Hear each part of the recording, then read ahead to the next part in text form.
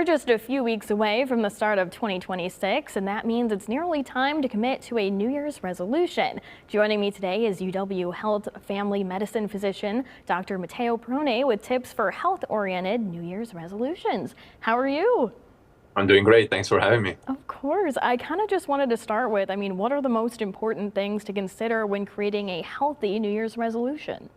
Yeah, of course. So whenever you're thinking of New Year's resolution, you should think of three words like simple, specific, and sustainable. So the goal should not be to do a whole life overall on January 1st. Instead of saying I'm going to get healthier, think about something like I'm going to walk like 20 minutes three times after dinner, 3 times per week after dinner. And because if you do a small change, small changes will add up better. And the easier the habit is to repeat, and the more likely you're going to be able to keep it.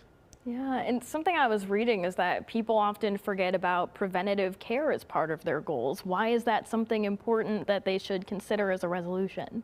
Yeah, I'm glad you asked. As a primary care physician, preventative care is basically what we do. And basically, preventive care is kind of like a future you sending your present you a thank you card.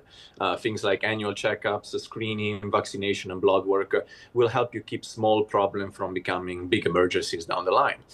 It's one of the easiest resolutions that you can make. Just schedule your visit. All you have to do is show up. Unfortunately, maybe do some blood work, but that will help you take control of your long-term health. So prevention is always cheaper, easier, and safer than treatment. Yeah, and just as important as our physical health is our mental health. So how can we make a resolution that covers both?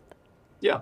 So usually what I see is that people think of health as kind of like diet and exercise, but your brain needs reps as well. A healthy plan will both include, like we said, for your physical body, so movement, nutrition, and sleep.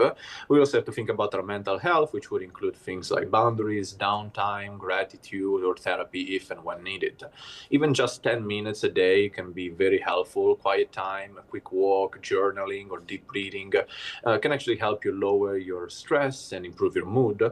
So it's very important to remember that if you're not well mentally, then you're not going to be able to perform at your best physically. So always try to treat them both as a team. Yeah, and obviously missteps are pretty normal when it comes to resolutions. So how do you suggest people get back on track and not give up on their goals? Of course, yeah. So missing a day or let's say even a week is not a failure. It's just part of life. So instead of saying I blew it, try saying I'm back. The most successful people are not perfect. They are the ones who reset quickly. So progress is should not be seen as a straight line. It's a bunch of little restarts, and every day is a new chance to begin again. Yeah. Really quick, I wanted to see if you have any advice for people, any other advice for people making their resolutions this year. Sure.